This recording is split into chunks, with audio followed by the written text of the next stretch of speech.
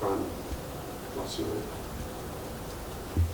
No, like I said, they felt like they needed to give me feedback, so I thought I'd get close enough for them to be able to make sure they were heard. Could this not become a vicious circle though? Because if people know they can get a reaction from you or rise from you, and everyone films everything these days, Yeah. it kind of makes you an easy target for that. Hopefully after 18 months, Matt, you realise that I am who I am, mate. I don't really care. I mean, whether people think I'm an easy target, soft target, I'm not going to shy away from it, mate. I've fought my whole life, and I'm not going to race down a tunnel because some people feel like they need to give me some direction. It doesn't bother me. It doesn't. And from my perspective, what motivates me and what drives me on a daily basis is continually stay true to my values and what I believe is the right thing to do in every situation. Maybe people thought it wasn't the right thing to do. My wife certainly didn't. So I got some feedback there as well. But that's okay. I'm not going to change. It's who I am, mate. I've been like that my whole career and I won't change. And just finally, when you said before about the fans back in the club, they don't necessarily need to back you. That can't work, can it? They have to back you. Ideally, yeah. Yeah. Ideally, yeah. Yeah, ideally, yeah. But otherwise, the culture will just become very true. Toxic. Very true. So, but sometimes it doesn't work out that way. So I've got to find a way to make that happen. Dave, you look like Ange. You look like you were pointing at yourself when you were in front of them last night. Was that, further to what you just sort of run through with us? Was that just like, this is on me? Is that what you were trying to say, or gesture towards? Yeah, no, it's on me, but also, whatever you got to direct it at me, and right. I'm listening. Right. I'm listening. I'm looking. I'm understanding. Sure. And I think the frustration at the moment is just clearly the inconsistency that you can batter Man City away from home and then struggle against lesser teams, if we can call them that. Can you talk a little bit about the mentality? Because everyone always reaches for that at times like this at Spurs, to be honest with you, Ange. Can you talk a little bit about whether that is a part of this, or if it's something else? Or well, it's a funny one, because if you talk about mentality, you'd think that mentality would be, against the big teams you come up short, So, and I just, I didn't go into this job that I felt like there was something institutionalised here that will stop this club having success. I just don't think that way. I think everything, while I'm here, is in my control. So I'm not going to, again, palm off responsibility to whatever we're going through to things that have existed in the past.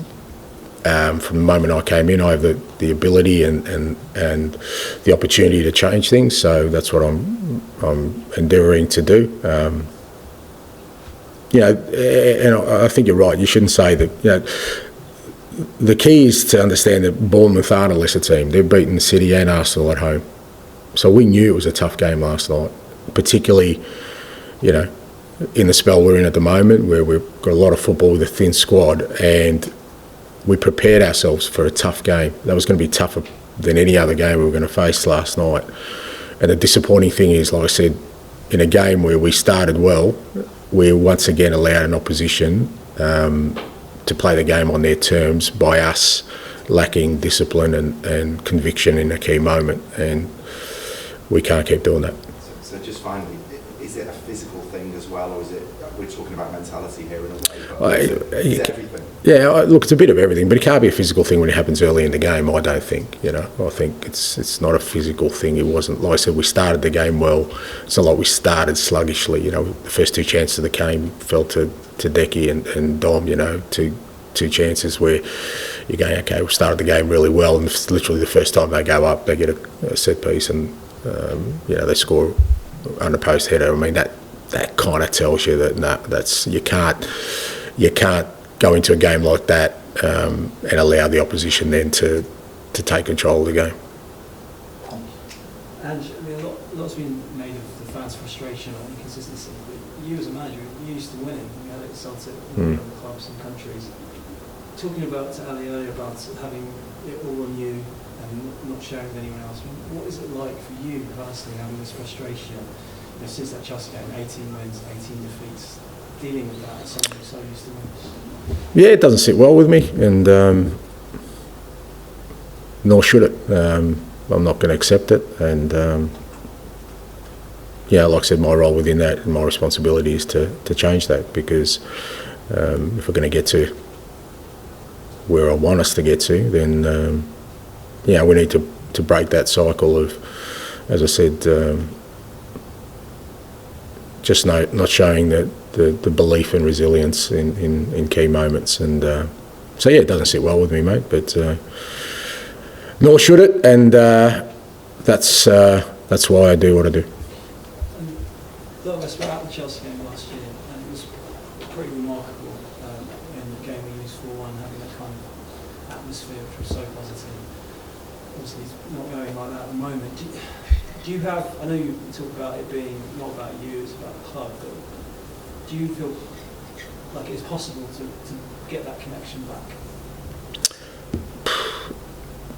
Don't know. I mean, that'll be dependent, I guess, on what people see and what people feel, and the only way I can affect that is by what we produce, on game day. So, like I said, I've got to concentrate on the controllables, and the controllables are the team, how we prepare, how we play, and hopefully through that sort of vehicle, we get everyone on board. You said a bit earlier that you needed to find a way to stop things from becoming toxic. Do you think is it as simple as just winning matches, or is there anything that you think you need to do personally as well? What did you mean by that? Could you just do that? No, I mean, I didn't say, I don't think I used the word toxic. I think I was asked the question, is it better if, everyone's right behind me as well as the club? I think there's no doubt that happens, but, that I'm sure when other clubs who, sort of stick to a plan and go through difficult moments, I think there's probably dissension amongst supporters in those moments as well, but you forget about them when you're on the other side. And yeah, it is about winning. It's not just about winning, it's about kind of belief as well in what you're doing. Sometimes you look beyond the results. I think that's probably what happened at the start of my tenure last year. Like I said, we lost against Chelsea, but there was a sense that, okay, we're building something. Obviously, it kind of went off the rails after that game, but so it's not just about the winning, but I think for where we are right now, it'll certainly help.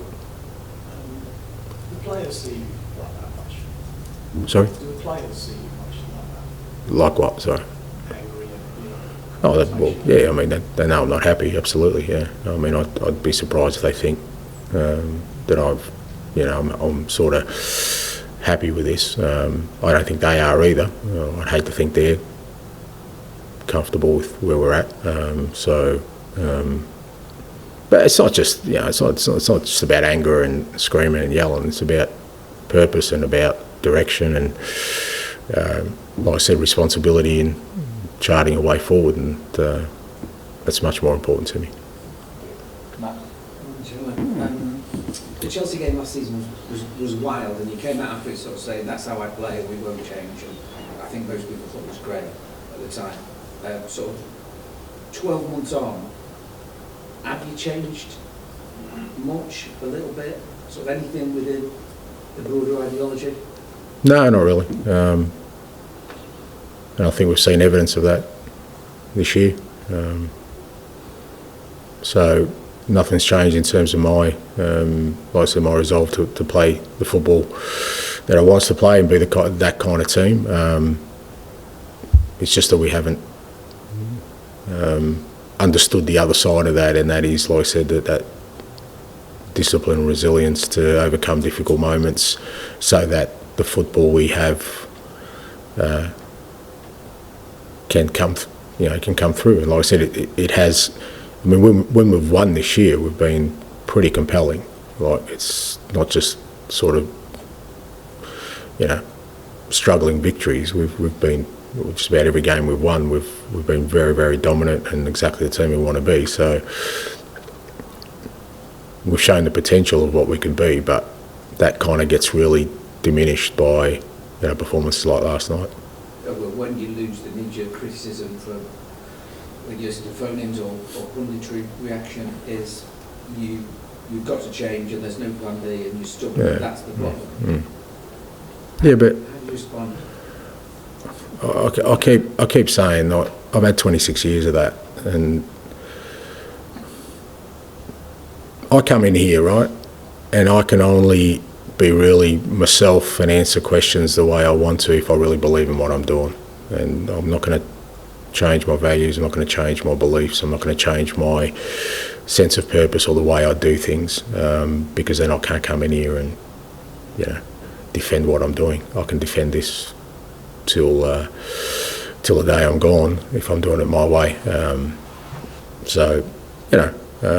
I said, it's not unusual for me, it's not unique, and like I said, sometimes you kind of understand that people are going to see that see what we're doing in that light, to say, well, why don't you change? But change to what? To change to something somebody else was doing or somebody else did, or I was brought here to do it my way. Otherwise, what's the point of me being here? Finish with Dan, please. And just sticking with youth and experience, quite striking you talk about Archie and Lucas there. You did lose guys like Emerson, Lo Celso, Højbjerg in the summer, who were kind of experienced Premier League players. As it stands now, do you have a stronger squad than you did in the second half of last season? Or have you had to take a step back in order to kind of take two forward in the future? If everyone was fit, yeah. But where we are right now, no.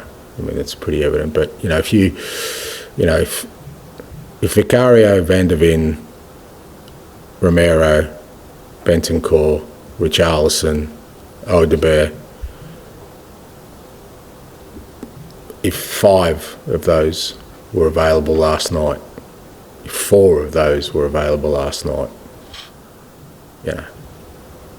where we are right now. Look, the players who left, like I said, it wasn't a slight on them. Good players, good experienced players, absolutely. But we can't change if I keep everyone. I can't just keep adding to a squad without letting people go. So, those decisions had to be made. And when they left, like I said, we couldn't replace like for like. I couldn't let a 28-year-old go and sign a 28-year-old because that wasn't where we were at. So we had to sign younger and sort of start building. And in a perfect world, we wouldn't have got the injuries we have, or the suspensions, or the illnesses, or the whatever else we've got, and the squad would look a lot healthier. But where we are right now, I mean, obviously we're nowhere near the level we need to be. And just on Romero, a couple of weeks ago you seemed kind of optimistic that he was over both the problems he had, but is he just taking long? Yeah, it's just he hasn't been able to feel 100%. But like I said, we're closer now, so I think it's definitely light at the end of the tunnel, and that's the first thing that he feels more comfortable, and hopefully be available soon. Might you have to ask him just to do a job against Chelsea, given that Ben might be out? I don't think I need to ask him. I think Cootie's the kind of guy, if he feels he can get out there and help us, I think he will. I won't have to sort of twist his arm for it. Great. Thank you.